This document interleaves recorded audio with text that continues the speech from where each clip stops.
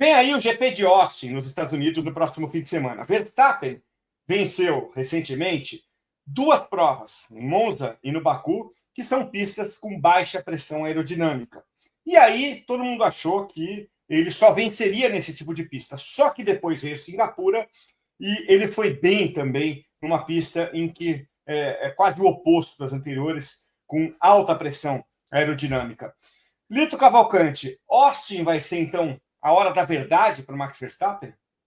Eu acho que sim, Cássio. Vai ser um circuito que, apesar de também usar muita pressão aerodinâmica, vamos dizer, de 1 a 10 vai com 8 de pressão aerodinâmica. Mas, ao contrário de Baku, tem curvas longas. Austin é um circuito desenhado pelo Hermann Tilke, aquele célebre arquiteto da Fórmula 1, e ele se inspirou em várias outras pistas para fazer esse traçado. Ele tinha área suficiente para isso, então ele fez uma curva 1 que lembra a curva 1 de Interlagos. Os pilotos podem tomar ali várias trajetórias, quer dizer, não lembra em tudo, lembra só por essa característica. É uma curva em aclive, de repente vira declive, é uma curva bastante difícil, mas permite os pilotos tomarem a trajetória que quiserem. Tem também um trecho que parece aquela parte do estádio de Hockenheim, mas a parte principal, para o caso da Red Bull versus McLaren, é da 16 a 18, que na verdade é uma curva só,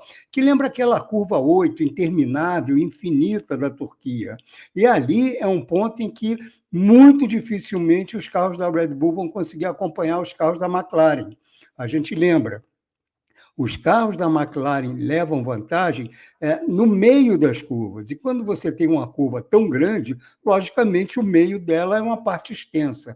Ali ela deve ser imbatível. Se isso vai dar ou não para a McLaren se impor a esse novo Red Bull, esse Red Bull que a gente ainda não conhece nesse tipo de pista, a gente vai ter que esperar para ver. Mas no ano passado, ainda o carro da Red Bull não estava no que está hoje, mas o carro da McLaren já era um carro superior, o Verstappen até se classificou, ou foi classificado em terceiro, mas isso porque houve uma punição ao Norris, aquela bela história de limite de pista, você deve estar lembrado.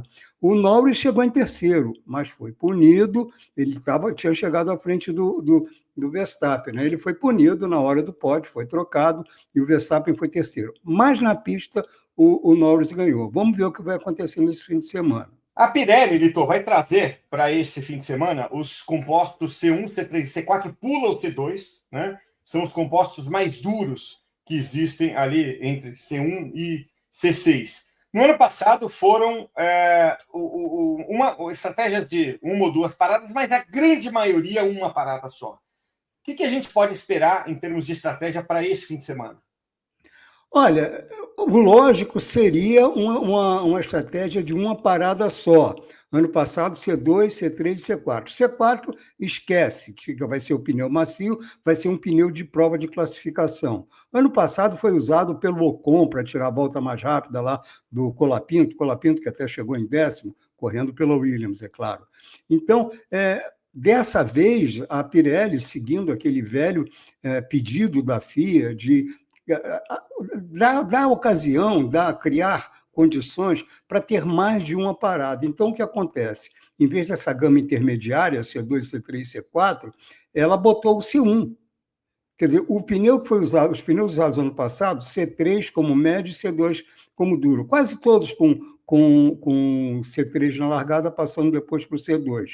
Agora, o C1 vai ser bem mais lento, porque ele vai ser o duro, quer dizer, ele vai ser a alternativa.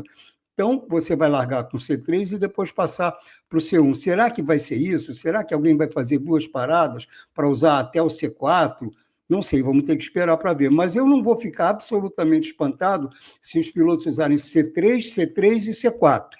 Usar 2 vezes o médio e depois o macio, porque a diferença do C1 para o C3 ou até para o C4 vai ser muito, muito grande.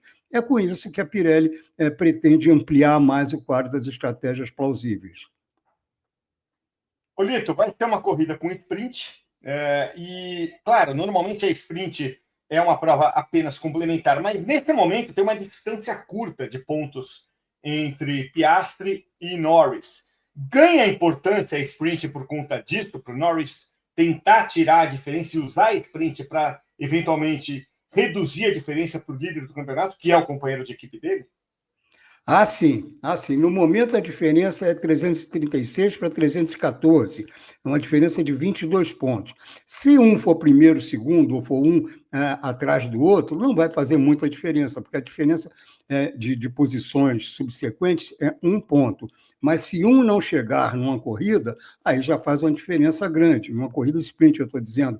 Porque eu acredito mesmo numa vitória ou pelo menos no segundo lugar, de um carro da McLaren. Qual carro? Vamos ter que esperar para ver.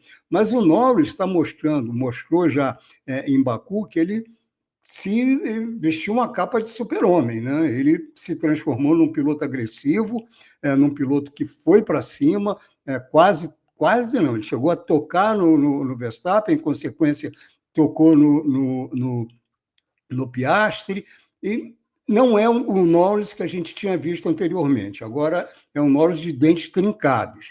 Vamos ver nessa corrida como vai ser. Agora, o ano passado, ele foi bem melhor do que o Piastri nessa pista. Claro, o Piastri agora conhece mais a pista, e o Piastri agora está, pelo menos em teoria, não vou dizer desobrigado, mas com pretextos para mandar as favas, essas papaya rules, né?